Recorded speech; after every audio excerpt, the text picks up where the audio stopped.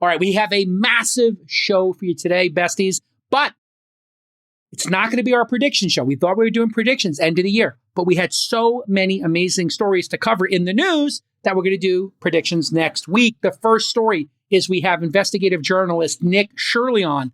He has uncovered in a breaking 42-minute video that went viral $110 million in potential fraud in Minnesota. It's part of $9 billion in overall fraud, and we've got him on the show here exclusively. This video apparently, perhaps, prompted responses from Kash Patel and DHS Secretary Kristi Noem, who have sent agents in to inspect these facilities. Here's some sort of important context. These entitlement frauds in Minnesota have been going on for over 10 years. It's a 13, 14-year-old story. It started by an investigative reporter named Jeff Balon. Launched his first investigation into this in February of 2013 at Fox 9 News, local investigative journalists. And after that expose, charges were brought in 2014 against a Somali woman and her husband. They skipped bail. They never faced trial. Here's a 45-second clip from 2016 from Balon. Ali is facing numerous counts of theft by swindle and racketeering. She ran a daycare business and home health care company that catered to low-income families. But former employees told the Fox 9 investigators back in 2013 that it was really part of a scam to collect millions in public subsidies. When I saw the bank account for the business, there were large cash withdrawals on a continuous basis. Could I ask you a few questions? A year after our investigation, Ali was arrested and charged with bilking the state out of about $4 million. Okay, since 2018, Minnesota has seen around $9 billion in entitlement frauds, according to federal prosecutors. Just to give you guys a concept of what that means, that's half of the total amount spent on 14 entitlement programs in the state. So here's the direct quote from the federal prosecutor on the Minnesota fraud. The magnitude cannot be overstated. It's staggering. Industrial scale fraud. There have been over 90 convictions for more than $800 million in fraud since 2022. In 2022, 47 defendants were charged in a $250 million fraud scheme called Feeding Our Future. That was supposed to feed hungry kids. Then up to $220 million was stolen in funds for kids with autism. Then $300 million was stolen in Medicaid funds meant to help people with disabilities avoid homelessness. So, starting with that Feeding Our Futures fraud in 2022, 82 of 92 people charged have been Somalian. Joining us right now, 23-year-old investigative journalist Nick Shirley. Welcome to the program. Thank you. It's been a crazy past few days out here in Minnesota. So I guess a good place to start is you could tell the audience a little bit about your background. When you got into investigative journalism, obviously you've got a YouTube channel. I watched some of your early videos when you were 16, 17 years old. I would say along the Mr. Beast vibes, and then suddenly making a turn into politics, specifically around immigration and some Vox pop kind of man on the street stuff. But maybe you could tell us a little bit of how you got into all this and how you got into this specific story. Yeah, so I've been doing YouTube as far as I can pretty much remember since I was a sophomore in high school. It was just something I thought would be good at. So I'd do YouTube videos, and all I could do in high school was to do prank videos, sneaking into places, just kind of fun stuff you can do on the weekend. And then as I've grown older and I've had other experiences, I've matured and I've wanted to get more into more serious topics. And so as I've been able to go places and kind of see the world for what it is in different countries and whatnot and have different experiences, it kind of led me to get into this more investigative journalism content. And also back in around 2020, you couldn't even make political content on YouTube without being demonetized. For instance, if you were to put Trump in a YouTube title or thumbnail on my channel, you would get demonetized because I was a smaller channel. So it was impossible to make that sort of content. And I was younger. I was about 17, 18 years old at that time. And now YouTube allows you to monetize. I noticed you had ads baked into the program, like many podcasters, and you're not affiliated with any news source. And to the best of my knowledge, you're not backed by any special interest groups. You're not backed by some rich billionaire. Where's the money coming to do this reporting from? And just to confirm that with the audience. Yeah, everything I do, I'm 100% independent. And so I make my money off of YouTube, off of brand deals inside of YouTube videos. And if people want to donate money, they can do that. However, everything I do is straight from my own hands, and I don't have any other people really working for me other than me and myself, my mom, and a few other editors. So tell us about the origin of this story, and then I'll hand it off to the rest of the besties to do some follow-up questions. Yeah, so I've been looking into this fraud for a long time. Since last June, I came to Minnesota to kind of do a video on what was happening with the Somali population as far as like how much it was increasing and how certain towns have been, the demographics have changed, and how churches are turning into mosques and how mosques are growing inside of Minnesota. I thought it'd be an interesting topic for people to see. And when I was there, a lot of people were starting to tell me about the fraud that was taking place. And I was like, well, how do I just can't come and label everyone saying there's fraud happening. I need evidence. I need actual proof. And so I've been doing my own investigation. And then a man by the name of David, who's inside of my YouTube video, he's been doing his own investigation for years as he works next to some of these childcare centers, and he's driven by and he's never seen a single child at any of these daycares. And so he started looking into the funding, and he was able to get the numbers of how much money these people were receiving from CCAP funding, which is tax exempt, and it was in the millions of dollars. And so I told him, all right, I'm coming to Minnesota. Let's go see what's happening on these daycares. And when I got there, I was shocked to see when the first daycare we went to, all the windows were blacked out and you didn't even have the option to open the door. Everything was locked. So explain the mechanics of the fraud, just so the audience, if they haven't seen this, understand how these frauds are being played out. Yeah, so massive welfare frauds being committed. People are opening up these daycares, home health care clinics, you name it. Anything that has anything to do with like health, welfare, or even just like helping people in general, like with daycare or with healthcare, they're opening up these companies and then they're able to receive millions of dollars.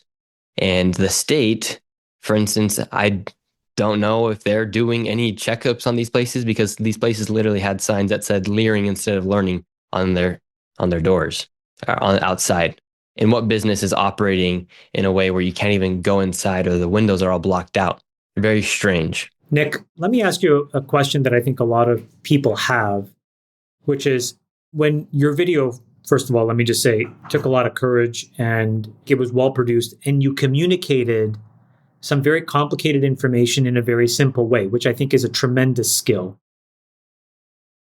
But the question that everybody asks is, how do we know that you are right? And in traditional investigative journalism, there's a process that people follow, and there's insurance that you have to get, and then there's errors and omissions, and you typically have to deal with lawyers. Did you go through that process when you made this? And do you think that it's an important part of what needs to be done for your credibility and for this piece to stand on its own? Yeah, I think everyone knows that fraud's been going on for years now. Like Jason was just saying, everyone knows that the fraud's being committed, but nobody's actually went to go see it firsthand. They know this fraud's been happening, right? And that's why it's been so hard for people to say, well, this is happening, or this is why mainstream media's had such a hard time to actually get exposure on the fraud, because they've actually never gone and seen it firsthand, or they've had the opportunity to have a platform where they can share it on their own, right? But did you check all the traditional boxes that the New York Times or other people? Because what I'm trying to get to is, how do we make sure that then you're not attacked and that you're not discredited and that people say this process is faulty and he's mudslinging? And how do we make sure that you're not sued into oblivion? Yeah, and it's specific to build on that, Chamath. The allegation has come out, oh, you went on a Saturday, oh, you went during Christmas, and I guess you could address that, because now people are obviously vetting your journalism. Yeah, well, I went on December 16th as a weekday before Christmas break. So there's that. And then, the question as far as like, did I do the vetting and whatnot? The man who helped me like lead the investigation himself, David, he had all the paperwork from the Capitol. He had somebody from inside the Capitol leaking him the information. So there was my like fact check per se, was he had a source from inside the Capitol. That's how we were able to get the number specifically. Do you think that it's going to be important for you to have lawyers that help you navigate? Because like, if you build on this, there's obviously more fraud in Minnesota. There's a bunch of stuff in our home state. A lot of people would love you and people like you to start looking in all of these crevices. But how important will it be that you have all of the legal I's dotted, T's crossed here? Yeah, that's a good question. I haven't really thought too much about that because I've never been in this position where you have hundreds of millions, like I think over 500 million people saw that video just alone, just from all the impressions, aside from the main video getting 100 million, 125 million views, right? So yeah, that's something I definitely need to think about. But I think more than anything, I'm not trying to go in and I'm more so just giving people transparency from the outside where people can't see it when they're sitting from behind a desk talking about it. Right. Right. I wasn't trying to barge in any of these businesses. I was simply asking like, okay, like, is it possible to enroll in a child in here? And they would say no. Like, what daycare center doesn't have a paper for somebody to enroll a child? So I think like, yeah, I guess if I was going to do defamation on specific people and stuff, like James O'Keefe style, I know he's always having to lawyer up, which I don't want to ever have to do. That's like, would suck because I hate I don't want to ever have to deal with that stuff. Are you done with Minnesota? Like, have you uncovered everything you need to uncover and now you're going to look at another state? There was a lot of traffic this weekend about Ohio, Illinois, California. What do you do now? Yeah, so I've been making YouTube videos consistently for the past 104 days, and I'll continue to show the fraud that's taking place here inside of Minnesota. It's not like I only just do videos on fraud, but I think just showing people what's happening inside the country is super important. And yes, there's a lot more fraud taking place here in Minnesota, and I do have a part 2 episode on a whole different segment of the fraud that is taking place within the state of Minnesota. And like you said, a lot of people have reached out to me, whether it be California, Ohio. And at that point, I will have to I'll be doing my research as well to then not have to be in a position where somebody can try and sue me. What does it make you feel, Nick, as an American? And also as a young American, you grow up, whatever your belief system is, what do you think? Put aside the investigative journalist part of it. What do you think as just an American, as a young American? About the fraud? Yeah. Yeah, I think it's very upsetting. I mean, so many of my friends and so many people are working. We're working so hard just to be able to get by. Like, I don't even have a friend that owns a house at this point in their life, and they're 23 years old. And we talk to our grandparents, and they're all like talking about how they bought their first house, were married, and it's like that's not even a possibility for most of us, right? And so when you see that people are making millions of dollars, and not only is it millions of dollars, it's tax exempt money. They're getting it from CCAP funding, which is tax exempt. Right. And so when we're working hard and we're paying anywhere from 20 to 50% of our money back into the hands of the government while people are just funneling money, it makes us all mad. And it's not fair to anybody, quite frankly. It's interesting, Freeberg. I know you're interested in the media as well, like I am. This story has been covered for over 10 years by local news. You came in and did this. It became essentially a national story. But when we did our research, we did find a New York Times story last month, but none of the CNNs of the world have actually covered this. So there seems to be a little pocketing going on here, Freeberg. The local news covering it doggedly, run and gun journalists like yourself, Nick, doing an incredible job knocking on doors. But there's this vacuum, Freeberg, on the national level. Any thoughts on that? Well, Nick, I think one of the things that makes your content so compelling is that it is long form. When you watch 60 Minutes or CBS or whatever, they're cut down. They're sort of like segment pieces. It's 7 minutes long. What's so great about your footage is you get the raw, true experience. It really is what citizen journalism is meant to be. And you and I have talked for a while. I think, we talked months ago about some of the work you were doing in Portland. Because I was asking all these questions like, well, what is everyone else in Portland up to? Because all the video from all the news stations was what's going on right outside that gate where the ICE facility was. And there was like 20 people going crazy. But like, what's the rest of Portland like? And you went out and collected that content. That's the sort of stuff that I think makes your work so compelling, is it feels so real. There just isn't a way for a network news station or CNN to do that sort of work where you can sit down and spend 45 minutes looking at like the very real footage that you put out, which is awesome. Can I ask you a question? So you grew up Mormon, is that right? Yeah. And did you do a mission? Yeah, I did do a 2-year mission in Chile. Do you think that prepared you, like knocking on doors or engaging people openly in your missionary work? to be able to do this? Because I can tell you, I know so many journalists who would be scared shitless to go do the stuff you've done in New York City and Portland, now in Minneapolis, where you're actually going into these facilities, looking people face to face. Like, how did you develop that capability? Was it rooted in your missionary work? I mean, I think that might come from a little bit of it, but I think being the youngest brother also really just always having to impress your older brothers and being the daredevil for him and his friends. Like, yeah, I just didn't grow up with fear. Like, it wasn't even a concept for me to go do the bike jump when I was 5 years old, right? So it's always been something that I haven't been afraid of, and I've never been afraid of rejection as well. I used to do door-to-door sales, and the mission, you literally are just walking around trying to talk to people about Jesus for 2 years straight, and you just get denied every single day, and you're just hoping to have like a small sliver of success for what you actually do. And so that definitely helped, but my mission more so taught me about the effects of mass migration, because I would see so many people fleeing countries like Venezuela. And then I came to back to the US and I saw what was happening at the border, and I was able to learn Spanish. But I think just like my upbringing in general, being the youngest brother, and then also my morals from being a member of the Church of Jesus Christ Latter-day Saints. I don't drink, I don't smoke, I don't do any of that. So I feel like I have an advantage compared to a lot of people, as far as like my mind's always, I'm not getting skewed with addictions or trying to go and do something else. Nick, are you still very religious?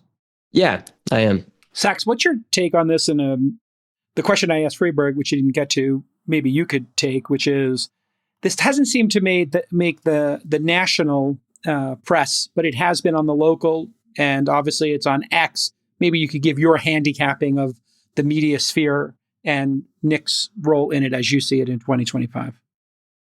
Well, I think it's an indictment of the press. They haven't covered this, and they still haven't covered Nick's video, which is now, like you said, a viral video with hundreds of millions of views, and everyone can see what's happening. You basically have this huge multi-billion-dollar fraud taking place. Yes, there were stories going back a decade, like you said, Jason, but they were isolated stories where they can be portrayed that way. And I think what Nick has done is show that the fraud is massive and in plain sight, and no one cared enough to expose it. And, Nick, you did this by just going around to all these supposed daycare centers, which are receiving vouchers from the government, anywhere from $1.5 to $4 million per daycare center per year, based on fictional enrollments of children. And these centers aren't even operating, and they're collecting millions of dollars from the government. All told, I guess it adds up to 8 to 10 billion. So this is taxpayer money that's being stolen from Minnesota. That's being stolen by this Somali community, basically. And I think the story's gone viral because it includes so many aspects of dysfunction. I mean, you've got the issue of illegal immigrants. Some of the people in the Somali community got here illegally, some of them didn't. You then have these progressive judges who foolishly voided convictions of some of the fraudsters who were doing this. I mean, it's just classic example of suicidal empathy or something like that. So you have that aspect of the story. And then you've got the political corruption. Again, these are not isolated incidents. This is a case where I think we have to see this as a system at work, not just an example of like a few isolated fraudsters. There's some round tripping here where some of the funds that are going into the pockets of the Somali community through this fraud end up back in the hands of politicians. And the really extreme example of this is that Tim Walz even changed the flag of Minnesota to resemble the Somali flag. I mean, he lowered the old flag and raised this new flag that resembles the Somali flag, which shows the political clout of this community, which is why I think a lot of politicians turned a blind eye to what was going on. So I just think you've got all the ingredients here of this story. You've got this suicidal immigration policy that we've had, combined with massive government fraud, with dereliction of duty and incompetence, combined with political corruption. And that's why the story is going viral and has gotten hundreds of millions of views. So kudos to you, Nick. And of course, the way that they are defending themselves, well, first of all, the press is trying to ignore the story as much as possible. But to the extent that they have to confront it, what they do is just accuse this of being white supremacy. That anyone who notices that this fraud is being perpetrated by this Somalian community, that somehow that must be racial animus. That's the only reason people care about it, or something like that. And so they've accused Nick. And that actually is the last element here, which is, again, this tired, worn out trope of accusing anyone who threatens this corrupt government machine of being somehow racist. In any event, let me stop there. Nick, let me get your reaction to all of that. Yeah, no, I love everything you said because it's so true. Especially like, for instance, they found a man here with $7 million he had committed in fraud, and then the judge overturned it, right? And then Tim Walz is calling people like me a white supremacy. He says we're acting on white supremacy. No, Tim, it's millions and billions of dollars in fraud of hardworking Minnesotan people that's being sent who knows where. And so it's not like, and then today I'm just looking at the media and people are, it was the craziest thing. I get on there and people are starting to say all these like crazy allegations about me. I'm like, whoa, where are you guys? People have even came out said I'm like a pedo. It's like, what? Like I literally just went and did the job that everyone's been wanting to see done for years, right? And I just brought limelight to everything, tried to make it as just a simple issue about fraud happening. Let's just be clear. You just went to these daycares and I looked up the CCAP that you mentioned. It's the Minnesota Child Care Assistance Program is what CCAP stands for. And it's a state-administered program, but it's funded largely by federal dollars to subsidize childcare for low-income families. So it's not just Minnesotans who are paying for this. It's all of us through our federal tax dollars. And I'm seeing a lot of follow-on commentators in other states now saying, hey, you know what? In Ohio or in the state of Washington, we're looking at the government roles and we're seeing that there's over 500 Somali-owned daycare centers. And by the way, that's just like one type of fraud or one type of very suspicious behavior. But you can start to see that people are starting to pull the thread here and they're seeing like where this fraud goes. And it's starting to raise questions about lots of other government programs as well. For example, in California, we have $24 billion going to quote unquote homeless programs. And yet the number of homeless people keeps rising. And, you know, everyone knows this is called the homeless industrial complex. They can't pass an audit. The state refuses to even permit an audit. So we know there's massive fraud going on in that program. There's massive fraud going on in entitlements across the country. And I think part of the reason why Nick's video has gone viral here is people can kind of feel that the whole country is really being eaten alive by this fraud and corruption. And it is a huge part of why we have such a huge deficit, why we have so much government debt. And it feels like finally someone's blowing a lid on it. And Nick, it feels like you're achieving what Doge set out to do. And I think there's no one feeling more vindicated right now than Elon Musk, because literally some of the things that he was saying back in February, you have now proven are true, that there's huge amounts of entitlement fraud. Some of that money that is stolen then goes to politicians who then either support the expansion of that system or turn a blind eye to what's going on. And some of this is even connected, I think, to voter fraud. So you're talking about here stolen money, maybe leading to stolen elections. I mean, it really feels like you've kicked this rock over and we're starting to see a bunch of nasty things underneath it. And what I think is really cool is that you're inspiring copycats now. Some people have called this decentralized Doge, where now, you know, hopefully we get 1,000 or 1,000,000 Nick Shirleys all over the country who start to show up and try to shine a spotlight on what's going on with all these government programs. Yeah, I think it's essential that people realize what's actually happening and realize that, like you said, like we are getting eaten from the inside. Like, why is our money going to these places? We always talk about, Tim Walz was ranting about healthcare the other week. I'm like, well, maybe you shouldn't be giving hundreds of millions of dollars to healthcare companies that have nothing to show when you go to their business. And all the other stuff that goes along with what you're saying. Like, yes, this, like, I think why it sparked Elon's interest is because it's physically showing people with their eyes, not just a contract. And it's sparked such conversation across the internet because it's something people can physically see and people are actually feeling inside of their communities. Nick, do you think that the fraudsters are going to get a little bit better at covering their tracks now that you've exposed them? Because I feel like one of the things that was really amazing is you would just show up at these daycares that, you know, you can see from the government rolls are receiving millions of dollars. They call themselves a learning center, but they misspell the word learning. So it's a leering center. And it's these cinder block buildings. Like there's no reception. There's no one there. I mean, it's almost like they've made it too obvious. Then there were cases where you would have people that got busted a decade ago. The locations didn't even change. They just renamed those fraudulent businesses, and they were literally operating from the same locations a decade later. I mean, it's almost like there was just no attention paid whatsoever to where this money was going. And I guess the only thing I'm kind of worried about now is that with you blowing the lid off this thing is whether the fraudsters are just going to get better at covering their tracks. Yeah, well, I think they're going to have to look into where they're sending all this money, right? Because if they wanted to really confront this fraud, they could have just cut off the money and said, all right, one sec, let's take a month, let's figure this out. But no, they just kept giving more and more and more. And they even started expanding it. For instance, how does a place just have an increase in autism? Like, how does that happen? Yeah, it made me wonder whether a lot of our statistics about issues like that, like autism, like to what extent are they manufactured? Because we're creating this huge incentive for people to create cases of autism, these fraudulent healthcare centers.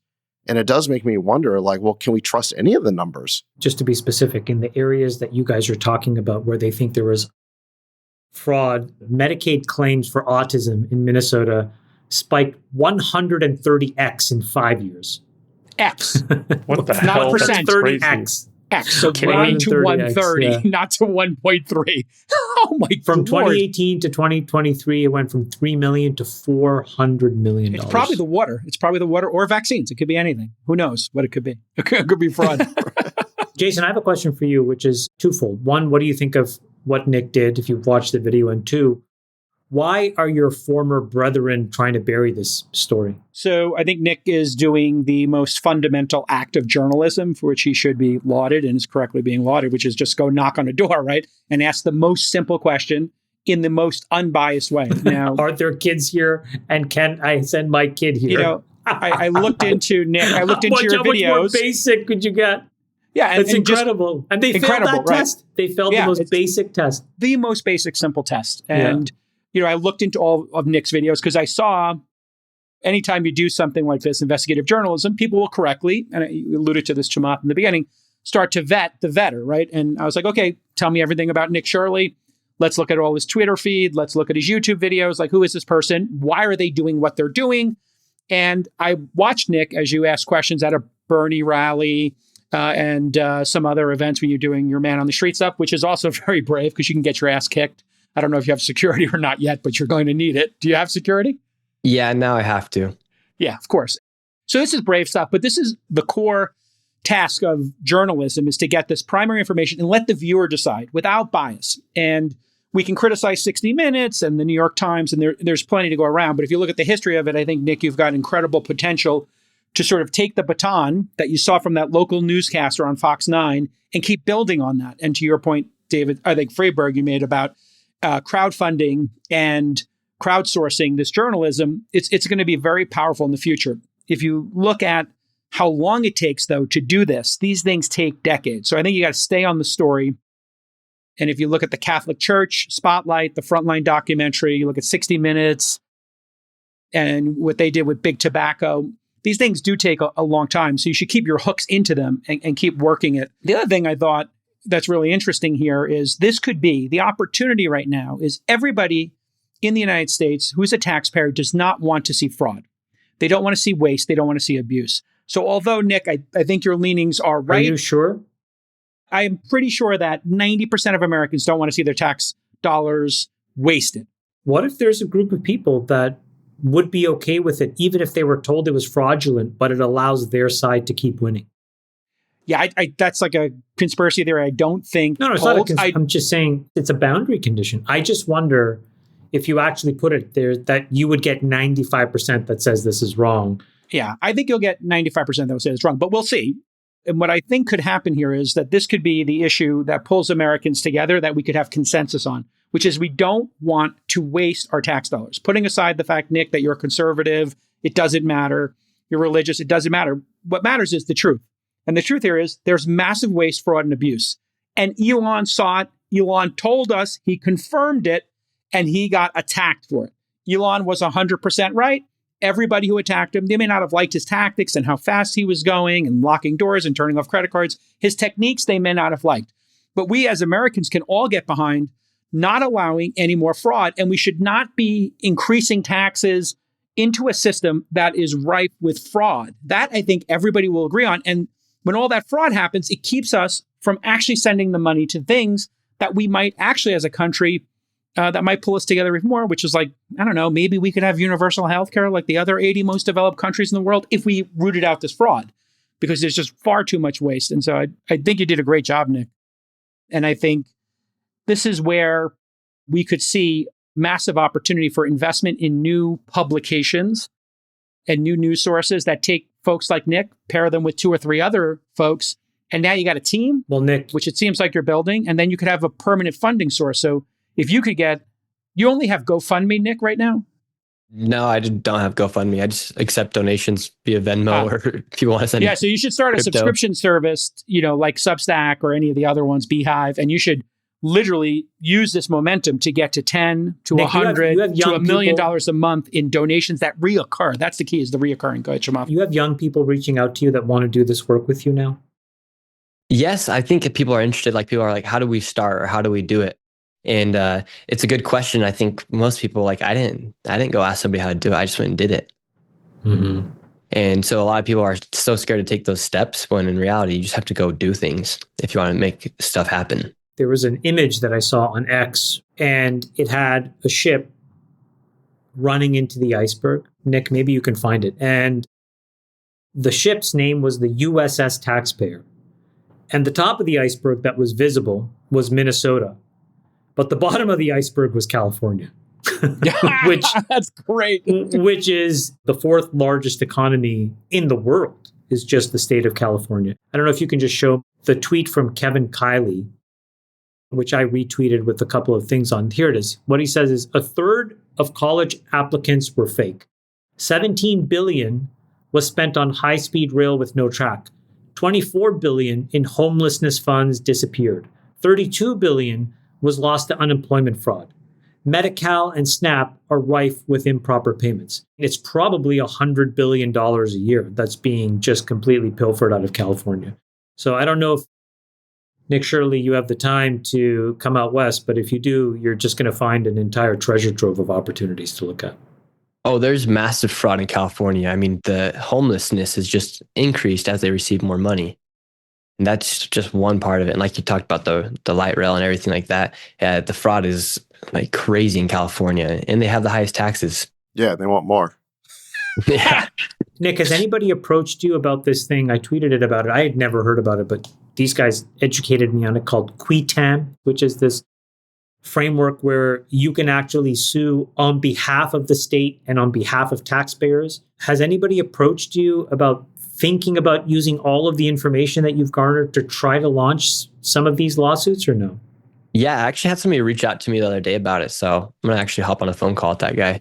Yeah, also, as I understand it, some of these whistleblower laws reward the whistleblower with something like 20 to 30% of amounts Up that to are 50% in some cases. Yeah, that are, I don't know if it's like fines or it's amounts that are recaptured. Recaptured, yeah. But I don't know, Nick, you could become a billionaire here just with all the billions you've exposed. I know, right? I got to sit down and figure it out. I know that's not why you're in it, but You'd be the most well-loved billionaire in America if you did Absolutely. Well, the way to do it is, since you're drafting off of these other news reports, is to set up your own tip line. So, Nick, what's your website? Or do you have a website where people can donate? And do you have a tip line? Because you wouldn't get the whistleblower awards for the stuff Fox 9's been doing for a decade, but for the next one, you could. So what is your website where people can donate, Nick? Yeah, everything just on social media. So they can message me on any platform. I should probably get a website going. Nick, what's your social media handle where people can DM you and donate? Yeah, it's just Nick Shirley. And if you go on X, I do have my tip section open. So if you would like to donate there, that gives them all the, Perfect. Whether it be Venmo, Cash App, crypto, you can all do it right there. So x.com/Nick Shirley. You can go right there and you can tip if you want to support this kind of research. Well done, Nick. Thank you. Are you spending all your time in the US, or are you still thinking about some international stuff? Yeah, I have a international trips planned for this month as well that I had planned before this, because it's funny that like everyone's talking about this fraud stuff, but I have a business I have to run with my YouTube videos. I've been posting every week consistently for the past 104 weeks or so at this point.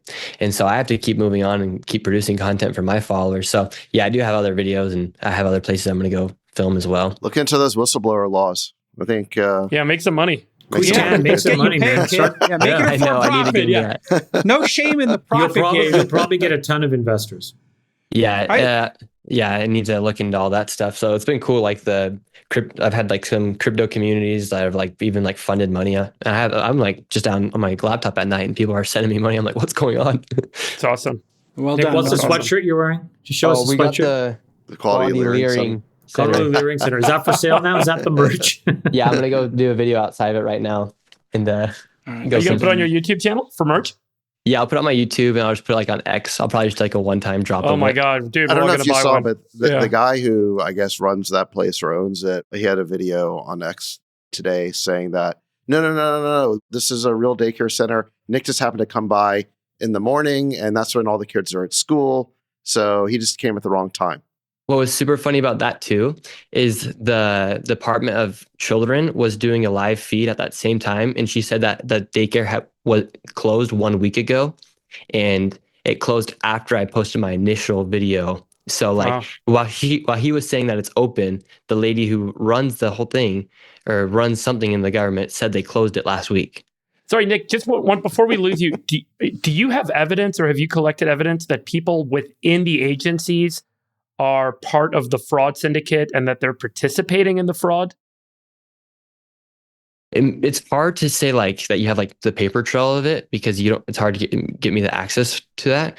But I think if you just look at like Ilhan Omar's net worth, if it's true that it went from negative to 30 million since she's been in Congress. 2 years. Yeah. Makes no sense. Let's make sure we put a couple of allegedly. Well, no, it's all over. Yeah, you're right. It's all over social media. But yeah, which means it could be wrong. I haven't seen a fact check. I mean, I've not seen a fact check on it. Always put an allegedly there. Just also, I think Congress people can report a range. I think the range is 6 to 30. So they use the upper bound. Exactly. But let's just throw in a couple of allegedly. But still, if she went from negative to being a multimillionaire in 2 years. No, I'm not debating that. I think the trend is quite curious. Nick, I'm not talking about the federal congressperson. I'm talking about people within these agencies that are signing off on the check, signing off on these centers. In your investigation and the conversations you have, do you have reason to believe that the individuals within the agencies, within the government agencies, are complicit and partnering and participating in the economic fraud? Yeah, 100%. Because a lot of these daycares, there's 6-7 violations, and they're still continuing to give funding to these daycares. And they have the same name. The same person has opened up. I was in one of their fraud committee meetings. The same person had been opening up daycares and healthcare companies, and it was all big. They had it all mapped out. And somebody from inside the government in Minnesota is still continuing to write these checks. So, and they're not. They can't be dumb, right? They can't be that dumb, I guess, is the point. Well, I mean, it's possible that they're totally incompetent, or they're turning a blind eye, or they're getting payments. Probably one of the first two, but who knows, right? Well, the thing with the money they're receiving is that CCAP money, it's tax exempt. And so they literally get like the money and they get it in cash somehow. They don't pay the women that are working there. Like there's videos of them just handing the ladies cash. And Muslims, they're able to have 4 wives. And so they're able to collect welfare on top of that. That's why 81% of the population, Somali population side of Minnesota is on welfare, because they're actually not paying the people. They're just collecting the welfare from it. And then if you go into any of the grocery stores here, they're not grocery stores. They have like 6 different shops inside of them. And they all have money transferring sites inside there where they're just siphoning money out to other countries and back home. And a lot of time there's actually Fox did a thing on it in 2017. And I actually had somebody who's going to be in my next video talking about this. He used to work at TSA, and the Somalians would literally bring in millions of dollars in cash through TSA. And then they'd fly from there to Atlanta and then to Dubai. And then, because there's no taxes in Dubai, they then send that money back to Somalia. And so like the rumors of them funding Al-Shabaab, they're real because they've been able to funnel all this money. And once they go through that TSA with a luggage full of cash, and they make it to Dubai, they're able to send it to wherever they'd like. That's a terrorist group, or Yeah, Al-Shabaab, yeah. The terrorist group. Nick, let me ask you another question. In the last 2 days, since your video went viral, we've seen the mayor of Minneapolis and the governor come out and effectively say, hey, we need to protect this community. Why do you think the leadership is not up in arms on the obvious fraud that you've demonstrated so clearly? Why are the government officials within Minnesota not throwing their hands up saying, we have to make this stop right away? Why are they taking a defensive posturing? They're like incompetent, or do you think there's like complicit behavior here? It's because if that's such a large group of votes that they can receive, and David said it as well, there's some weird voter fraud that's also taking place here, where you just literally need a license. Like even in one of the committee meetings, they said that. But essentially, like this happens in the UK too, is that when they bring in specifically Muslims to a lot of these areas, and then it comes time to vote, the leader of the mosque or the leader of this apartment complex will say, all right, everyone, now it's time to go vote, and let's go vote for this person. And because it's tough because of Islam and everything, like their religion, like they should be more conservative if they're actually voting off what they care for because of their values, but they're always voting democratically. They're always voting for the Democrats. Like if you look into the people religion, are going to give more money. That's exactly. Important. And so they're not really voting for what they actually believe in. They're voting for who's going to keep funding them and who's going to keep writing the checks. And so that's why you'll see them going to eat at a Somalian restaurant, and you can tell the guy's ready to barf when he's trying to put the food into his mouth. And then the lady putting the hijab on inside of one of their grocery stores. It's just all panhandling to get the votes. Nick, you mentioned this terrorist allegation and the funding of terrorism from the social programs. Is that something you've firsthand investigated, or something you read online, or something you talked to an insider about? Can you unpack that first? Because that's a pretty explosive one. And I know Besant has mentioned it, but maybe you could unpack your firsthand knowledge of it, if any. Well, there's the reports from 2017, and then it's also came out, it's still coming out, and people are talking about that. I think even the U.S. government has said that as well. And also I've talked to people as well inside of these grocery shops where they have 10 different stores, and I ask them, like, what do they do? And they have these shops where they wire off the money to Africa. Right. But specifically the funding of terrorism, you don't have firsthand knowledge of that, just to be clear.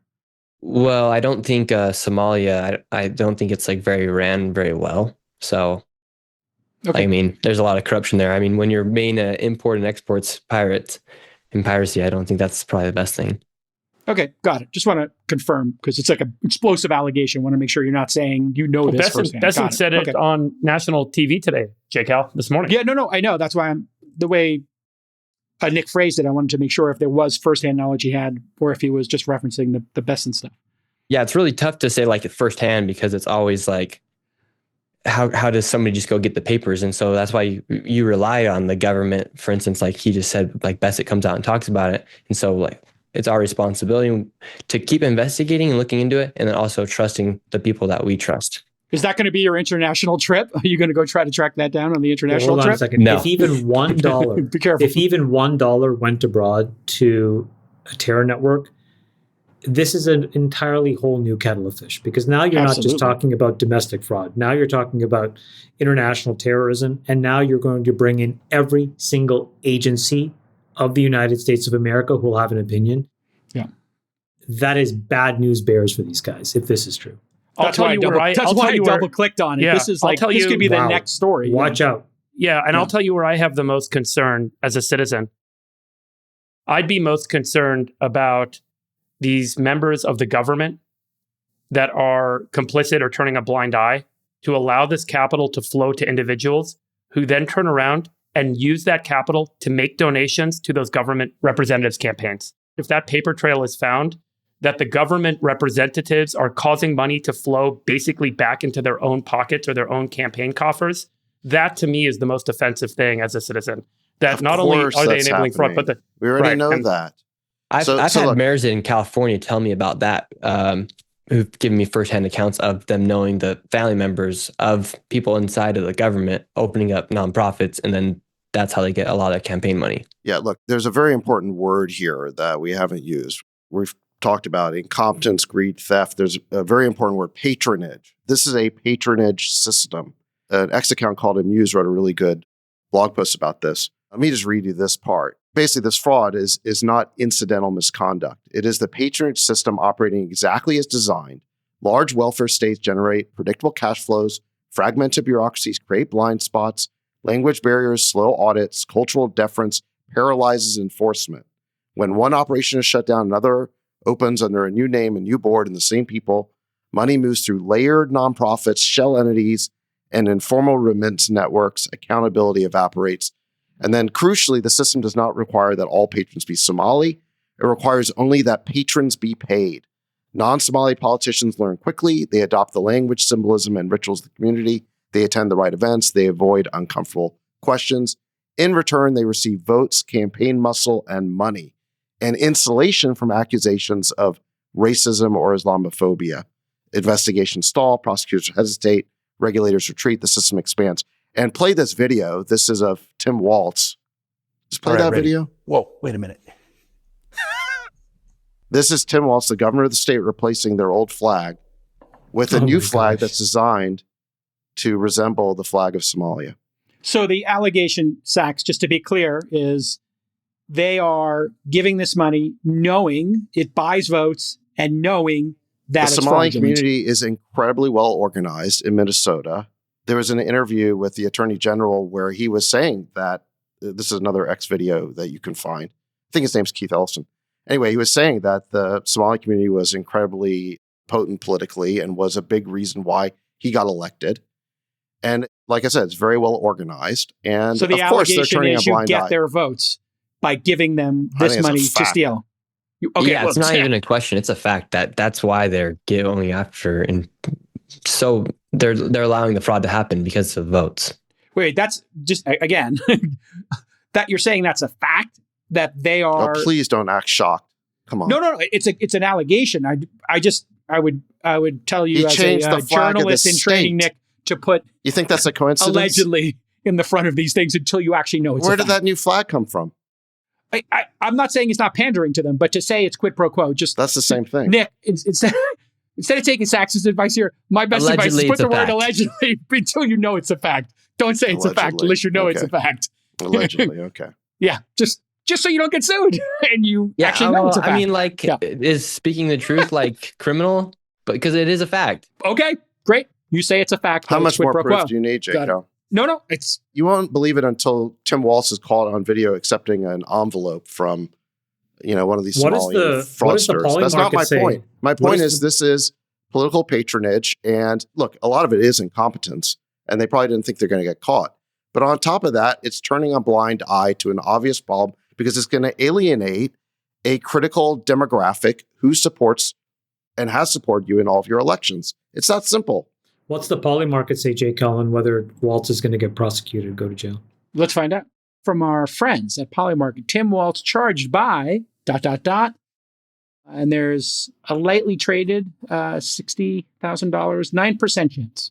29% before 2027. And here's your other Polymarket. Will anyone be charged over daycare fraud in Minnesota by the end of January, the end of June, the end of December, 56, 91, 94. So people are betting somebody is going to be charged over this. And if Tim Waltz is specifically knows about this and did it to buy votes and that can be proven, he should go to jail. And if he knows, and anyone over there knows, that this money has been routed to a terrorist organization, that would be treasonous, and that would be an even higher level.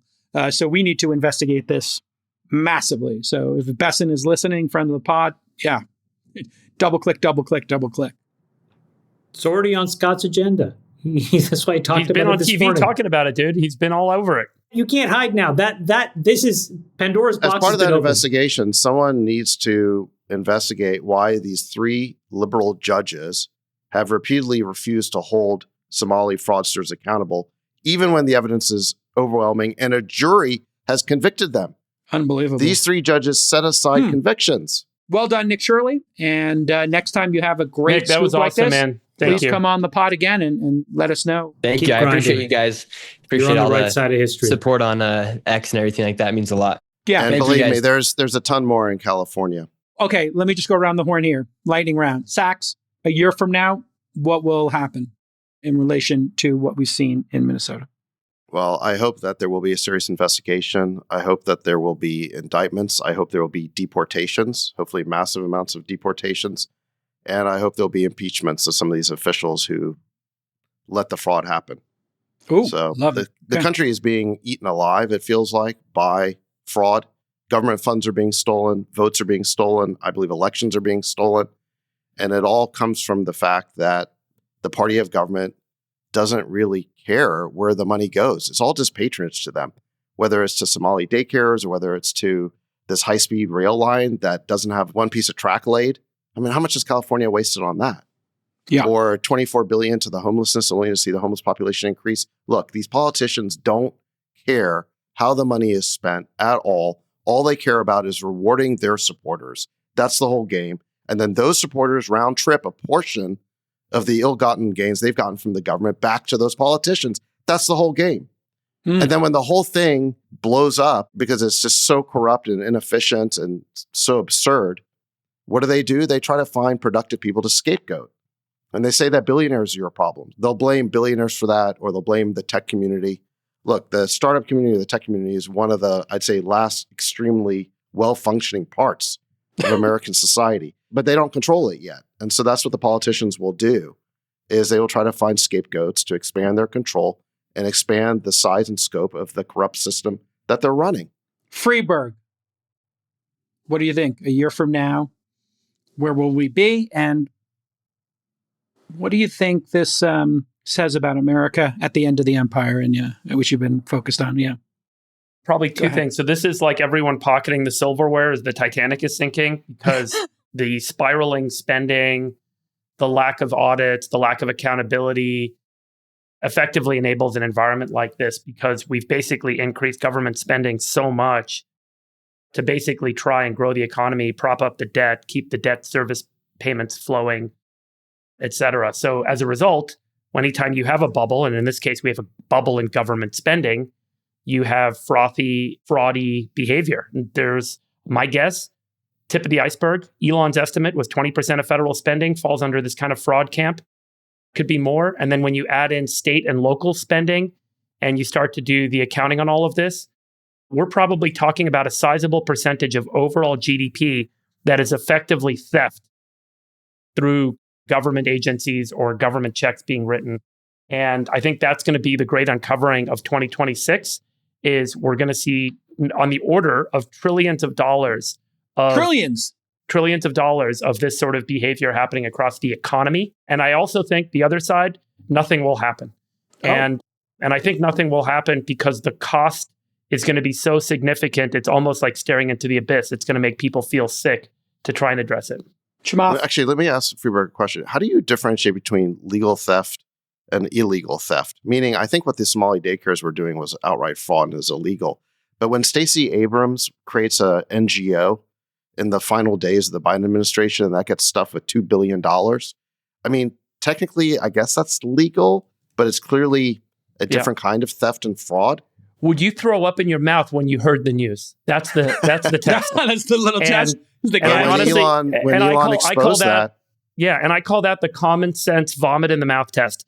If you don't pass the common sense vomit in the mouth test, it doesn't matter whether it's legal or illegal. It's f***ed up. And you'll realize that pretty quickly.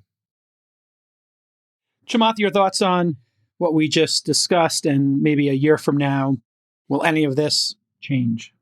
It is a crucible moment for American society. If nothing happens and we deem this kind of theft acceptable, it is the beginning of the end of the American empire. It's just a level of disrespect and lack of care for this country, I think.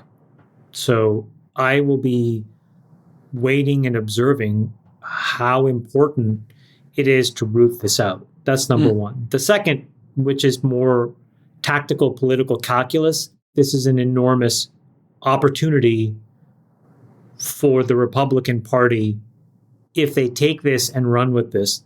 Is there waste, fraud, and abuse in every state? Absolutely. I don't think this is endemically a Democratic problem. But the scale of it is so gargantuan in these Democratic states that if the Republicans don't take advantage of it, I think it is a huge political miscalculation. So there is this tactical opportunity, which I think if you want to have a chance in the midterms, and if you generally want to have a chance to level set the country, you must take this and run with it. Yeah. And then separately, if, as Friedberg says, it does die on the vine, it is the beginning of the end of the American empire, unfortunately. Yeah, I was thinking the same thing as you. These Democrats have nothing to hang their hat on. They have no platform. They're lost. They're adrift. If, and it's going to be impossible for Gavin to do this because there's been so much corruption in California. But if he did, theoretically, Gavin Newsom, Josh Shapiro, Pritzker, if they came out and said, Elon was right, Doge is the right idea, we should take what Elon did and we should take every agency, audit them, and we should prosecute anybody and fire anybody who's incompetent, prosecute anybody who's a criminal, and we should cut these programs, 10% a year for 2 or 3 years and tighten them up and make them perfect for the American people so we can lower taxes and we can provide better services. And that's my platform for 2026 and 2028 for president. That is going to be the easiest path to victory and rebooting the failed, dopey Democratic Party. Yeah, I think you're right, J. Cal. If the message from both parties is enough is enough, and let me just end on an optimistic note, and they say enough is enough. We've seen it. It's staggering. We are going to fix it. That is the party's message. That is the country's message. That is the government's message. Whether they're holding hands or yelling across the aisle saying, we're going to fix it. No, we're going to fix it. It's an opportunity. And the reality is, if the fraud, waste, and abuse is of the scale that it seems it might be, based on what we're just seeing with the tip of the iceberg here, then there is a very significant opportunity for us to significantly reduce government spending and get out of the debt spiral at a federal, state, and local level. If it is this easy to just stop this sort of bullshit, and you could actually save trillions of dollars of wasteful spending, we could be in a very good position with a growing economy. And what would that do to the here's economy? Why I think it will actually happen. I'll build on something that Friedberg and I talked about over the holidays last week. We were talking about all of this fraud in California, and he said, Chamath, mark my words, wait until the bond market sniffs out how fake and propped up the California economy and balance sheet and pension system is. And he said, you're going to see these bonds run because those folks don't care about anything other than the ones and zeros of their own financial survival. I completely agree with that. So if you take that to the limit, the optimistic part of this is that now that this is being exposed, you are going to see risk get repriced. And if risk gets massively repriced, and munis shit the bed, and a bunch of state bonds shit the bed, and a bunch of these issues get broken, these folks will have no choice except to run and hide and cover their ass. And that is and by the way, so that falls on the feet of a lot of people outside of the United States who, when they see this issue, will have a lot less tolerance, even if Americans may not run to solve it. So the good news is that there is an overwhelming amount of debt in the United States. There is an even larger amount of debt that's owned by outsiders. And those folks, fortunately, I think will have zero tolerance for this. They will want their debts paid back. This is so key because muni bonds have been the tax-free, stable. I mean, I've played triple with them tax a lot. advantage, but not for much longer. If you know that this is happening, if you break munis, you can't underwrite this. And what happens to bridges and schools and all these? In order to build infrastructure, you need these muni bonds to work, and it all starts with 3 words: Elon was right. That's why I said at the beginning, the first Democrats to say Elon was right, they are going to win the prize. If you don't say that, you don't win the prize. I don't think they're going to say that. Those are wonderful sentiments. Those are wonderful sentiments, J. Cal. But Democrats can't do that. Look, Democrats denouncing government waste is like Don Corleone denouncing the mafia. Okay. It's a myth. It's an urban legend. No, it's like that is what they are. It's not possible. It's not possible. It's like the you're the denouncing Democrat DoorDash. Party is the party of government waste and spending, taxation. It's the party of government, okay? And they just want the government to be as large as possible. And if a big chunk of that goes to fraudsters, so be it. You know what? Those fraudsters are donors too. And that's the issue here. This is all just political patronage. So yeah, it would be a smart strategy for some Democrat to say the words that you're saying. And in fact, Ro Khanna just did.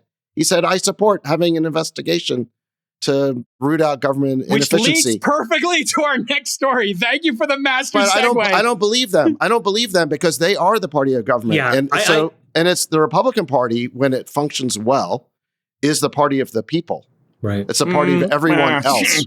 No, when it functions I would well. disagree. It's the party of tax cuts for the rich. No, it's not. And Trump it's not. marshals that populist energy. So it's got to come from the Republicans. Marshals it, but may not deliver it. I'm not saying the Republicans are perfect, but the Republicans let me just explain have the to TikTok marshal of that this. populist energy. Okay, go ahead. The TikTok of this is you have all this fraud. Let's say in California or Minnesota. You're going to bury it, okay, per Freebird. Nobody wants to do anything. They want to just sweep it under the rug and keep it going. Okay. The fraud needs to keep going. The deficits keep growing because, again, it's fraudulent, right? You're not accomplishing your goals. You keep raising taxes, and eventually people start leaving. First, it's the people that can leave. Then it's the people that must leave. And then you have whoever is left over. Now your tax rolls actually start to shrink at some point, and your deficits start to become bigger and bigger. Again, because you've decided to not root out the fraud. The bond market will look at that, and they will throw up in their mouths first. So they will pass the throw up in your mouth test that Freebird talked about. And then they are going to down the throat of these state balance sheets. That is the technical term that I want you to understand. Down the throat. And what that means is that the 401ks and the pension systems that all rely on these muni bonds and all these tax advantages to actually generate yield will start to turn. And it will be the fault of these politicians who let that happen. And what I am warning all of the governors and all the politicians that listen to this pod is you need to get in front of this issue, because even if you think the voting population will not force you to do something, the financial markets will. And now that they've seen this, they will not stop. They will reprice and reprice and reprice this risk until they get you to capitulate. California has $500 billion of bonds outstanding. And the state of California is looking at an $18 billion deficit. They're going to continue to issue bonds over the next year. That number is going to climb to $30 billion. So the bond market is crucial for California to continue to operate. This is the world's fourth largest economy, the state of California. And it is already in a bit of a fiscal bind, not to mention what we've talked about in the past, which is the looming pension obligations. The state of California is going to have to borrow somewhere on the order of another, this is going to sound crazy, $500 billion plus in order to pay out their current pension obligations. How the hell is that going to happen? The U.S. government will give it to them. That's it. They're going to go to the Fed, obviously. They're going to try to get bailed out, which is what the states always do. They just go for the bailout. My point is the pressure is on, and I think Chamath is right that this market is going to start to basically put pen to paper on the reality of how things are operating. It's not just going to be. And by the way, we're about to light the spark, which is the Billionaire Tax Act. Once the BTA, if it gets on the ballot and gets passed, it lights the spark on the debt spiral of these states. Right. Yes. Yeah, I think you're all right. I think you're all right. And I think Jake Hal's right about, you look, California, Illinois, New York, these states are all in a death spiral. They're all in the process of collapsing. And they will try to get bailed out by the feds. That's their only potential savior, because they're not allowed to declare bankruptcy. By the way, that would be a good thing. If states could declare bankruptcy, so you could unwind some of these crazy obligations they've taken on, but you can't do that. So they will go to the feds. And I think they're all just trying to hold on until they can get Democrats elected back in Washington. So 2028 will become a very, very important election, because this is going to determine whether these states have to finally make ends meet or whether they will basically just try and federalize their problems. The bill always comes due. That's the truth. The bill always comes due. I've gone through that scenario analysis with a bunch of macro folks and a couple of external central bank folks. That's not going to happen. And the reason that's not going to happen is that you'll see a 20 to 30% of the bond buyers just leave the US bond market. And so you will have auctions that start to fail. This is what I'm saying. There is no way out for these states. If the states think that they can fail and they will federalize it, that's not going to happen. Because once whoever is the then sitting Secretary of the Treasury starts to call and says, we're going to run this auction, they are not going to like what they see. And the reason is because of what Nick Shirley has exposed. Because everybody will go back to this and say, hold on a second. If you could have cut 20 to 30% of all of your budgets over the last 10 years, that's 25 or 30 trillion dollars you could have used to pay down your debts. And you chose not to, and now you want to come to us? So I just think that it's an untenable situation. The dollar will basically have decayed in that entire process another 90%. So whoever is sitting in the seat of government at the federal level will not be able to do anything at that time. That could be 28, it could be 32, it could be 36. My point is, this is just a wake-up call for America. We don't have a choice. As much as you thought you could hide it, you can't hide it anymore. So you're just going to have to clean it up. Do you think that Gavin Newsom will cut $1 of state spending? I don't think so. No. I'm not saying he will cut a single dollar of it proactively. He will try to keep the gravy train going. What I'm saying is, whoever is the then Secretary of the Treasury, if somebody goes bankrupt at the state level and they ask to federalize the debt, what he or she will do is sensitize the United States balance sheet to absorb that, and then have to go and see who's willing to buy the debt of the United States of America to backstop that. What I'm saying, David, is that's when it fails. That's your prediction, yes. And it makes sense. Yeah. I think that these scenarios can be run now. And well, I think that's why it probably makes sense for the Federal Reserve and all these folks to basically write the white paper now that says we're not in a position to do it, so the states get the memo. This is all going to require somebody to get elected who has the platform of austerity and fiscal responsibility. And you don't need austerity. These programs can work. Stop pilfering and stop stealing. Number one is fraud. And be competent. Yeah, but it's going to require a message to the American people, Chamath, that I am not going to allow not only fraud, which people will agree on, but we're going to need to have some level of austerity as a country. And nobody has gotten elected on that. You don't need austerity. You need fiscal responsibility. I do think that is different than austerity. You don't need to cut these programs. These programs don't work. They don't work because everybody's stealing all the money. Why don't you first spend the money for what you told us you were going to spend it on when you asked us to give you the money and forced us to give you the money? Then measure it. Then tell us it's not working and before you ask for more. I mean, I think this is the core of this issue is going to be, can somebody get elected on the platform of fiscal responsibility? And nobody has been able to. I will say this, we did have, I think, a bit of impact on this podcast when we kept harping on, lowering the deficit. Even though that hasn't happened, it's still top of mind in the country.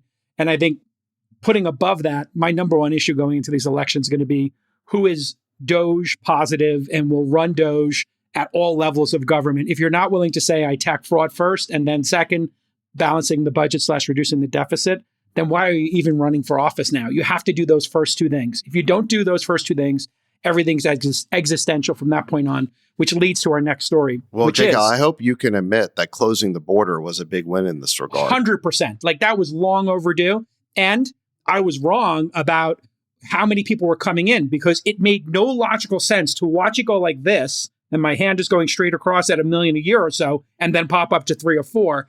And there was no data to support it other than people sharing random clips, which I don't trust. The border problem has exacerbated this massively because there are states giving entitlements to people who are here illegally. That's insane.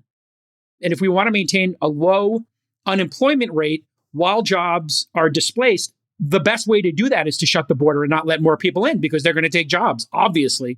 So that actually could be the mitigating factor in all of this. And it's probably I would say that's the topic that got Trump elected. The number one reason Trump got elected is because Biden was senile, and the second is because Kamala was an idiot and couldn't even debate. So you take those two things together, the third issue was obviously immigration. Okay, but we have to get on to this next story because I don't want to run out of time for it, which is California wants to do an act called BTA. This act stands for Besties to Austin. This is the Besties to Austin. And it's worked. 2 of 4 besties, I believe. Well, no, 4 of 4. The other 2 are actively looking for houses. We just haven't. They're circling. They're in We the haven't air found right something now, we like circling. yet. I don't want to say where I'm living, but Okay, Besties to Austin. I'm a just Texan now, predicting. boys. Yeehaw, baby! Yeehaw! Let's go! Ride 'em, boys! There's the 4 of us on horses. Yeehaw! Let's go! Let's get some Terry Blacks. Oh man, Sax and I and Terry Blacks eating beef ribs with our shotguns and our pistols. It's gonna be a good time. Let's go. Anyway, we brought this up back in October. A lot of people taking victory laps, but we got on this first. This tax for billionaires is going to target residents with over $1 billion in net worth. The history of this is really interesting. Freeberg, why don't you walk the all-in audience through how this came to be? So California has a direct democratic ballot process. So anyone can file for something to go on the ballot. And it allows them to get around the state Senate and the Assembly and basically allow the citizens to vote directly on an issue. When they make a filing, it costs $2,000. Anyone can file for a ballot measure. And then you have to go collect signatures. And you have to collect roughly 900,000 signatures. Once you've collected those signatures, it makes it on the next ballot. The state attorney general looks at it to make sure that it's legally compliant and so on. They write their summary of it. And then it makes it on the ballot. People vote for it. And if it votes, it passes. So in this particular case, the Billionaire Tax Act, as it's titled, which is likely going to get retitled when it's finally filed for people to review, is a 5% tax on the assets of anyone that's got a net worth over $1 billion. It was proposed by a guy named Dave Regan, who runs SEIU, which is one of the unions, in order to make up for the healthcare shortfall that his members are going to be experiencing. So this was not a broad coalition that filed this. This is not filed by the state. This is not filed by anyone in the Assembly or the Senate. This is one individual at one union that's put it forward and is now trying to collect signatures to get it put on the ballot. To be clear, I just want to read it back to you. It's a union leader who has a shortfall in healthcare for some number of members. I don't know how many members are in that union. And they just came up with the idea, people hate billionaires, will seize their money, 5% of it, to get healthcare for our members of this very specific union. The truth is, it's actually been set up as a negotiating technique. So it's primarily, it may be, yeah. I mean, look, there's a momentum behind it at this point, but it's fundamentally a point that creates leverage that allows this individual to go out and negotiate with other parties to try and find a way for this money to show up so that he can reduce the healthcare costs for his members, which is what his objective is. And this is the way the direct democratic process works in California. Now, it's not the first time a wealth tax has been proposed in California. And I want to be really clear on this. I think this is very important for everyone to understand. Forget the term billionaire. Forget the term wealth. What we are talking about, and this is now being proposed in multiple places in the United States, and there's also a federal bill being proposed, several federal bills that have been considered. We are talking about, for the first time, a tax on individual people's private property, not on your income. So the way taxes work today is when you earn income, either via labor, so you collect a paycheck, or via the sale of an asset. So you sell a house and make a profit, or you sell a stock or bond and make a profit. You are earning income, and you pay a tax on that income.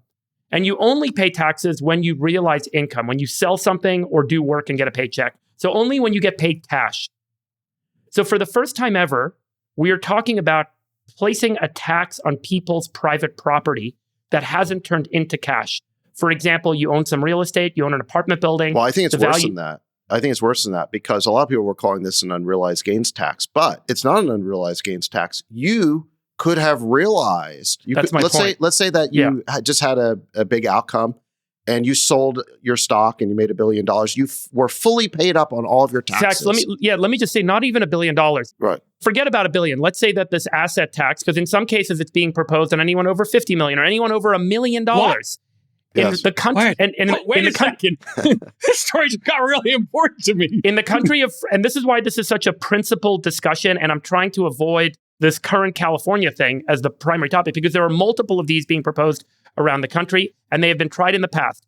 You sell a stock, or you do some work, you make some money. That money now sits in your bank account. You've paid your taxes on that money. You sold your stock, you sold your house, you did your work, you got paid.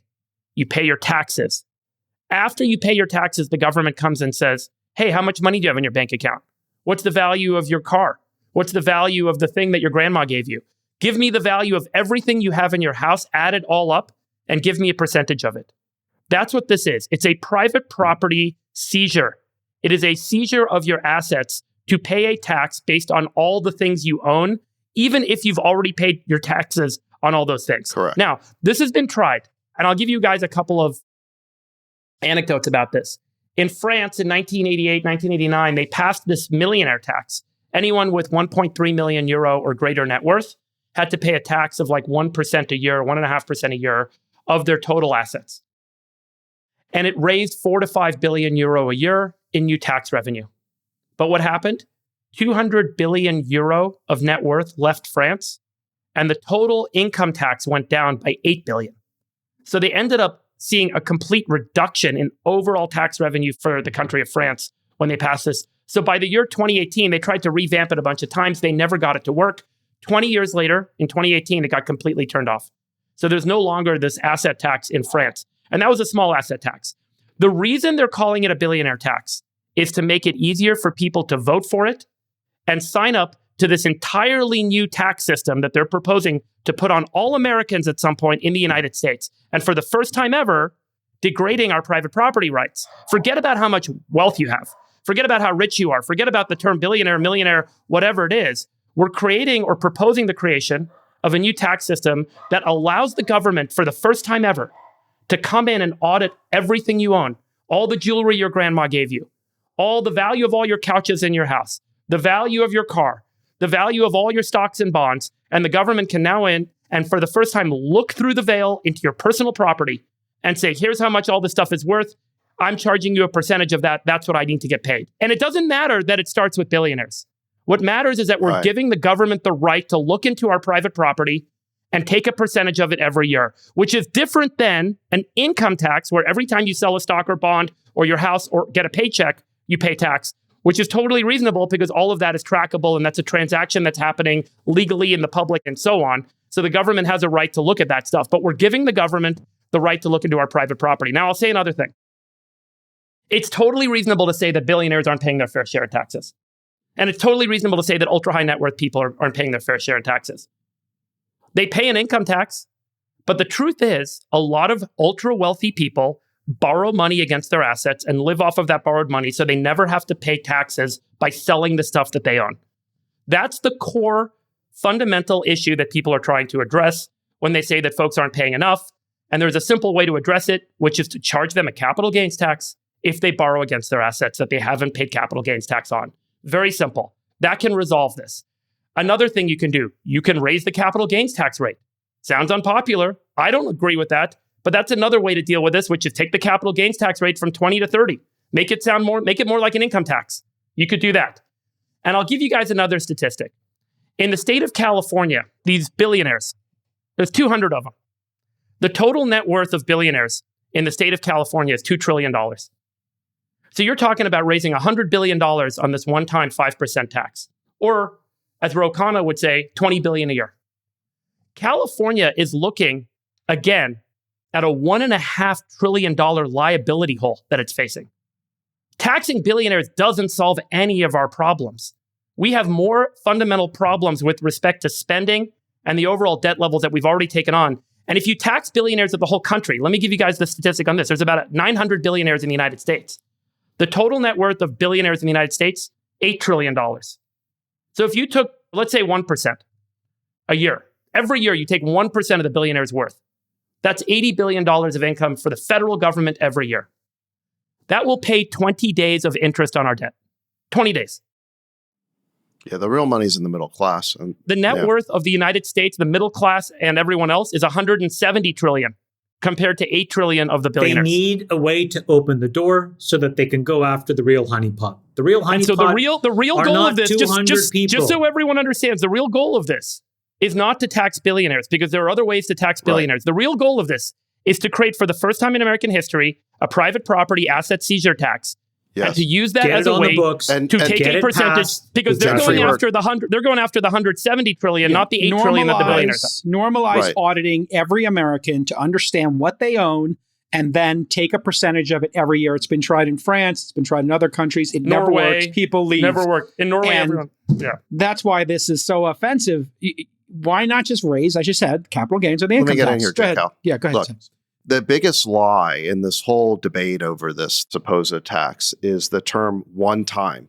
They keep describing it as a one-time tax. Fieber, even you said a one-time tax. It's not a one-time tax. There's no guarantee in the language of this ballot initiative that they'll never do it again. They're not writing into the Constitution that, okay, we're just going to take 5% this one time and then we're going to prohibit doing it thereafter.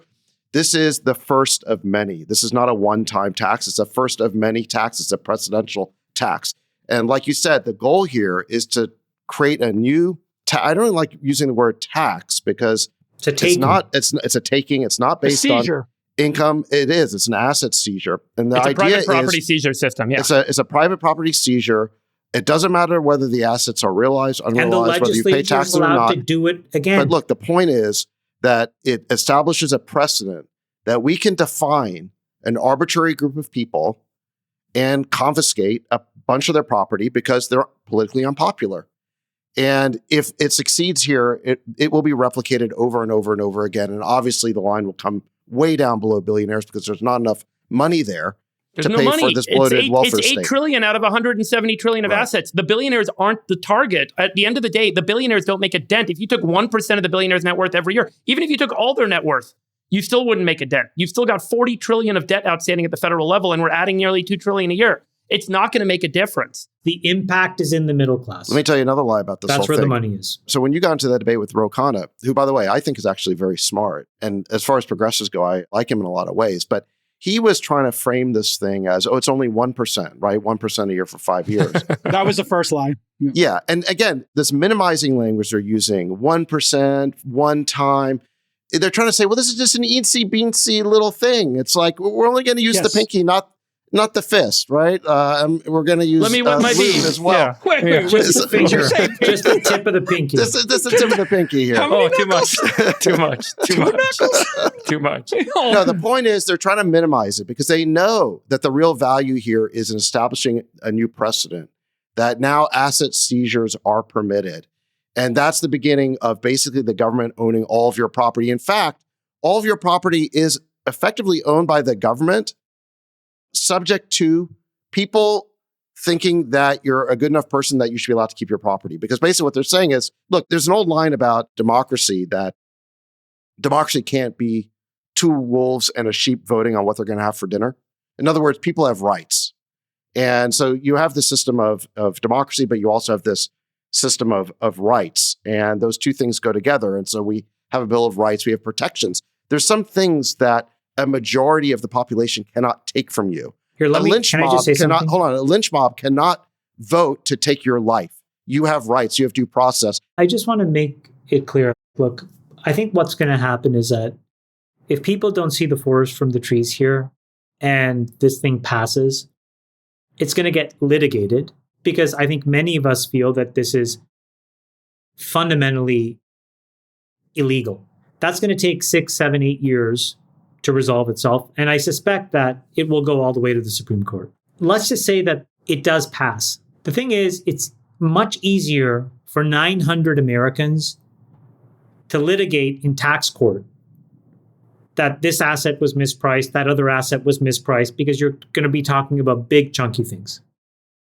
But by the time that rule, if it's valid and it stands, legal scrutiny, rolls down the hill to 170 million Americans, they're not going to be in a position to take it to tax court. And what's going to happen is that there's going to be these frameworks and these actuarial tables and all these other things that are set up that says, oh, you have a 2025 Lexus, it's worth this. And you'll say, but I don't think it's worth that. It's a little beaten up. I had a car crash in it, this and that. Sorry, that's the price. And you're going to have no recourse. You live in a certain neighborhood, your house is worth that. You have a certain asset. Okay, well, we think it's worth this. Your wedding ring, which is a Class C diamond, it's worth this. And you'll say, but it's kind of nicked and it's not. Sorry. And when you multiply that by 170 million people, there is no recourse. And now you have this level of taking, which is just, I think, egregious. And then on top of that, what are you actually taking it for? Because we've now just already proven that you can't spend properly what you're already being given. And you're creating some kind of corrupt money wheel, but you're going to create this another avenue of just taking more and more and more. I think it's crazy. And the fact that this story broke the same week that you had this California state auditor released a 92-page report that over $70 billion in taxpayer funds had been, quote, lost. I think that's a euphemism for stolen. It can't be accounted for.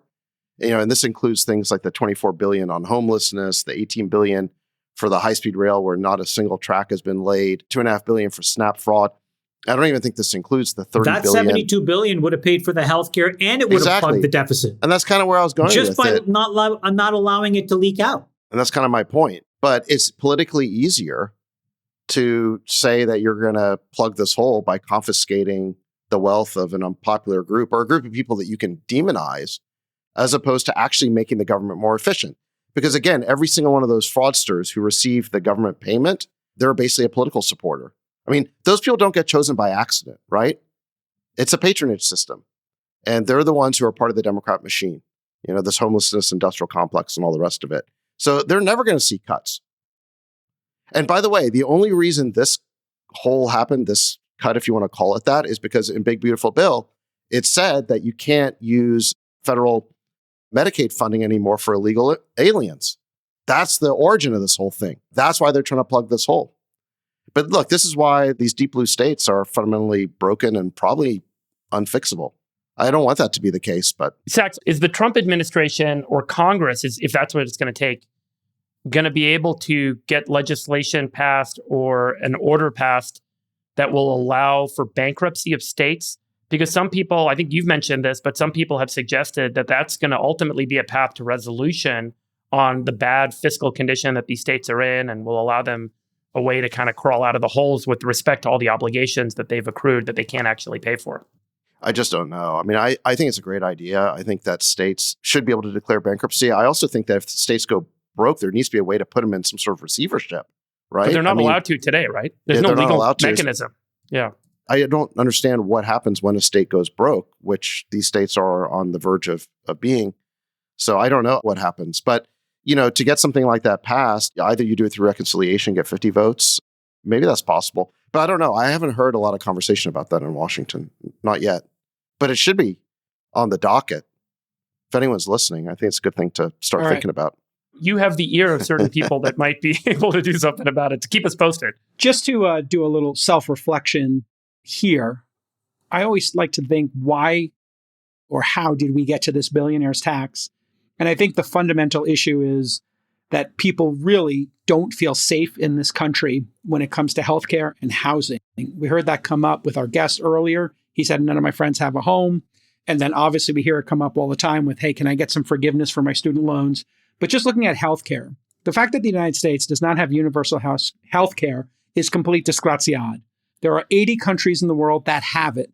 We are the second biggest economy in the world.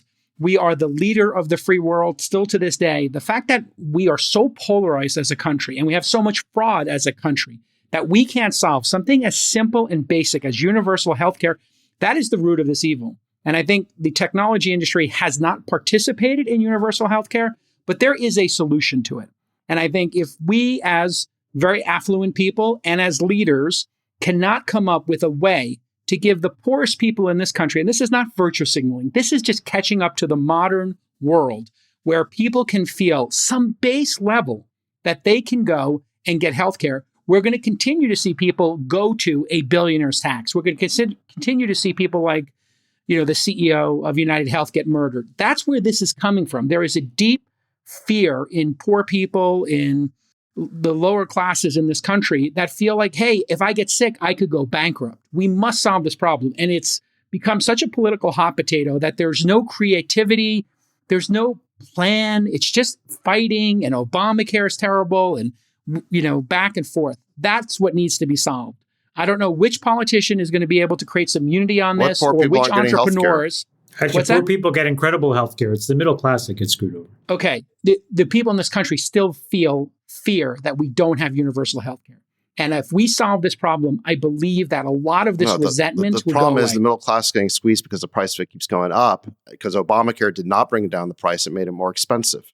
Yeah. So what's your solution? You keep wanting to give shit away for free, You guys which is part I of the know problem. you guys can criticize it. What is your plan? What is your plan for doing it? And you don't have to give it to me now, but I think as an industry, we represent the technology industry here. Sachs, you represent the 47th administration in some ways. You're part of it. We need to come up with a plan for America.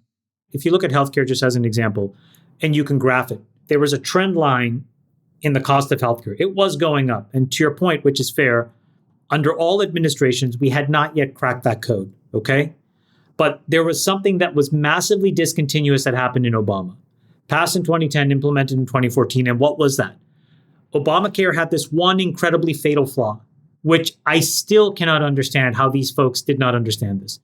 They capped the gross margin. Some people at the extremely high level would say, well, that makes sense, except it doesn't, because then how you make more money is by just charging more. If you can only make 15%, instead of making 15% on $1,000, you'd rather make 15% on $10,000. And that is what's happened. It has just gotten steadily up, and then the quality has obviously decayed. So if we're going to unwind this, we need to unwind the gross margin caps that exist in Obamacare and try to wind these cost curves back to normalcy. Freeberg, if we look at ourselves globally, I'm curious what you think. Actually, right Jake, now, hold on, let me just you finish mentioned 80 countries that are supposedly better than us. Would you want to have surgery in any of those countries? Just wondering. Oh, for me, I'm rich. I can do whatever I want. I would go to the best place. And if you look at which is where, Americans, in your view? Absolutely America. Oh, unless it was plastic surgery, then it would be Korea, 80, South Korea. Okay. Yeah. But so these 80 countries supposedly that have figured it out, somehow the healthcare you would not want to go there for. No. Just wondering. No, I'm just wondering. If you looked at the price to value, which is the point I was about to get to. Where would you get your next proctology exam? On the All In podcast. By they have to remove a gerbil from your ass. Where are you going? I would go to you. You seem to have the most experience. I would look to you for a referral, Sachs. Where did you get yours removed? Good sir. All right, let's move on. But the point is, let's get serious. I want to finish my thought. Thank you. If you look, Freeberg, at the costs here, knee surgery in the top 5, healthcare providers that have countries that have universal healthcare, it's 6 to 8 times more for bypass surgery, 4 times more for a knee replacement. Just getting an MRI is 5 to 10 times more than the United States. Obviously, there's some problem here with where we're paying a lot more than everybody else, and we're not getting 5 to 10% more. What do you think if you had a creative solution, if you put your great entrepreneurial mind to this? How do we solve the problem of America not having universal healthcare? I'm not the guy to answer that question. AI, J-Cal. There AI. are people that study this. And AI is going to solve all these problems. There are a lot of proposals out there. I want to throw up this one chart because I do think this is our politics in a nutshell. Here we go. Someone had this great tweet. I've got to just show this, and then we got to move on. But the people who created the red lines are blaming the people who created the blue lines. This is our politics in a nutshell.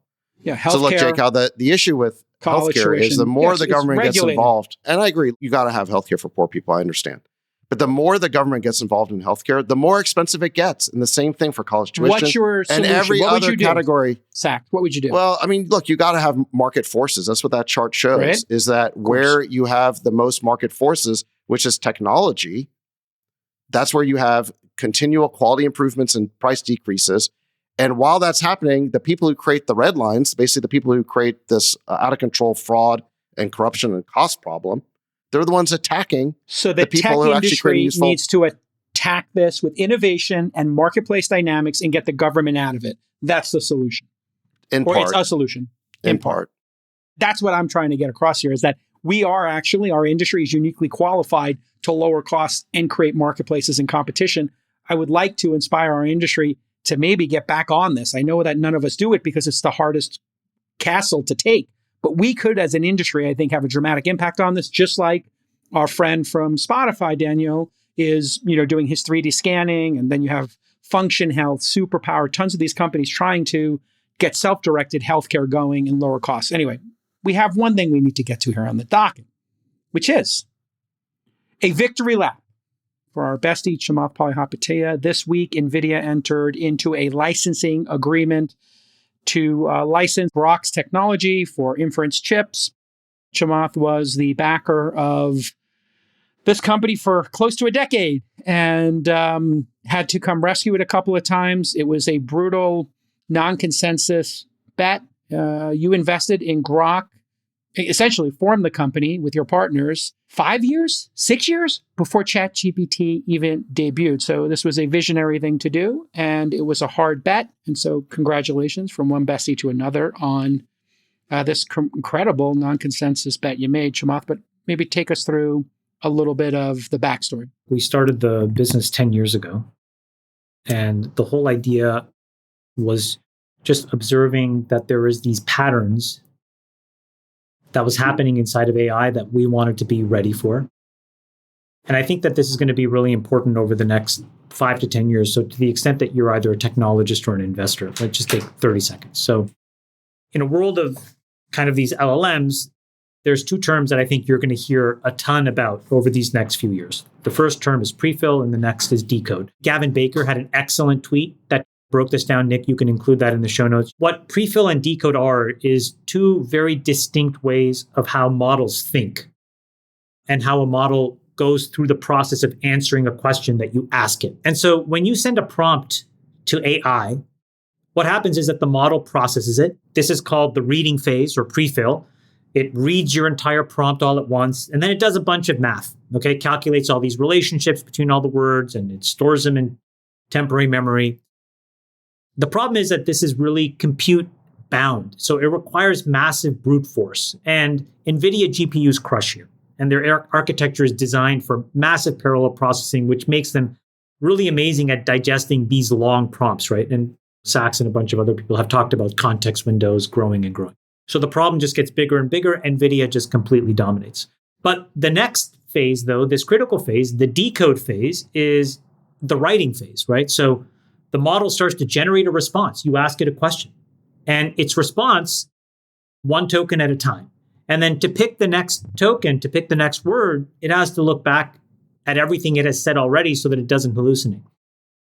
The problem is that this is incredibly memory bandwidth constrained. The math of all of this is easy, but then you got to do all of this nonsense. Imagine like a building, and from getting from point A to point B, you got to take an elevator, go up to the 10th floor, take a next elevator, go back down to the ground floor, then walk across. That would never make any sense. You'd want to just walk across the hallway, right?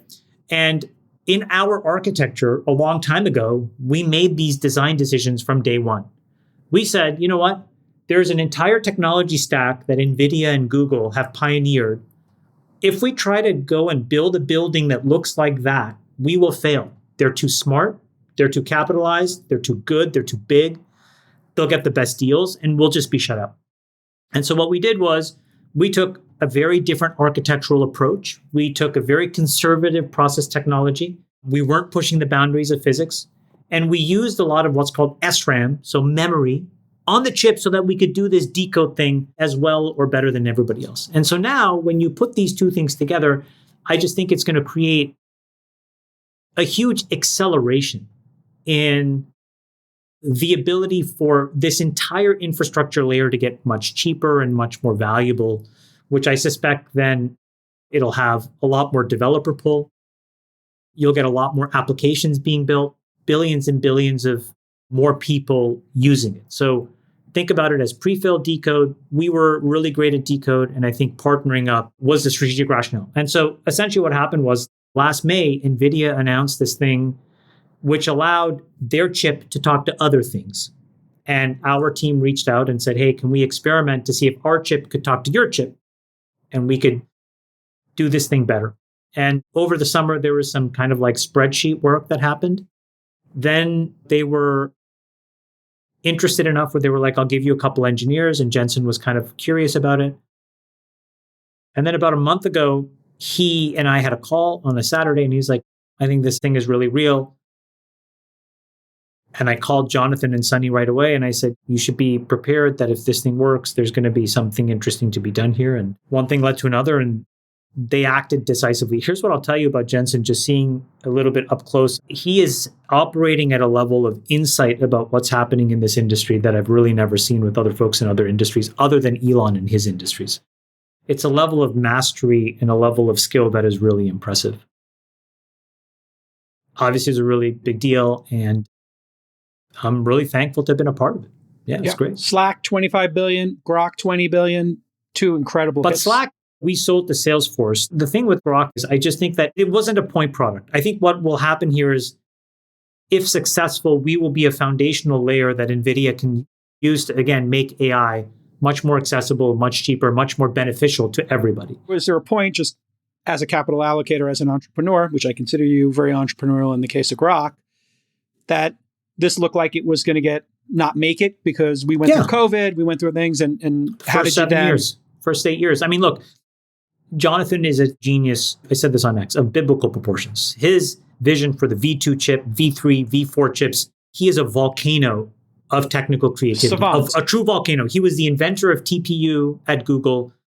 There's very few people like this in Silicon Valley or the world. Savant. Yeah. But he's not a savant. I just think he's incredibly brilliant. Okay. So if that roadmap can be married with Jensen's brilliance, I think that, like I said, it'll be hugely beneficial for AI in general. And then separately, though, 2 years ago, they acquired Definitive, and we were able to bring one of our other besties, Sunny Madra, in as president. And I think the combo of those two, Sunny's team, which are very practical, kind of like put your head down, go to market technologists, plus Jonathan's vision and technical brilliance, frankly, allowed a lot of this to happen. It wouldn't have happened without those two working together. Well, congratulations. It's incredible. Awesome to see you get a win. Yeah, I'd like to say a couple things to a couple of people, yes, though, if I could. Yeah, you do. Absolutely. It's like the Oscars. So, like here. my ostensible, you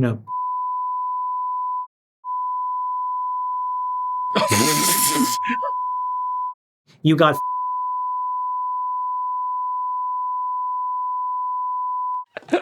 okay. Number two, to the VC community, you can also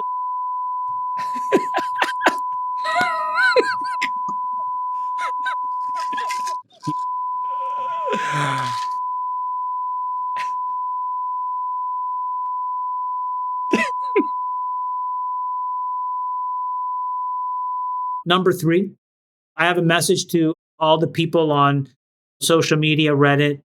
You can also Now the audience knows what it's like to lose a huge pot to Chamath.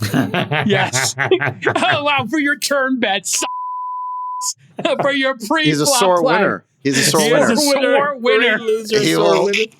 He doesn't give a speech when he loses like Helmuth. He gives a speech when he wins, and he berates you Yeah. on how stupidly you played the hand. They were terrible, and I hit my 2-outer. Like, literally, Groq was a 2-outer. He bakes it, and he's like, I told you it was coming. So much for your nut flush. All right, boys. All right, Love everybody. you. This has been another amazing episode of the All In Podcast. We'll see you next week for our prediction show. Sorry it got delayed. We just had too much on the docket. Love you, besties. We'll let your winners ride. Rain Man David Sack. And instead, we open source it to the fans, and they've just gone crazy with it. Love you, Bestie. Queen of Quinoa.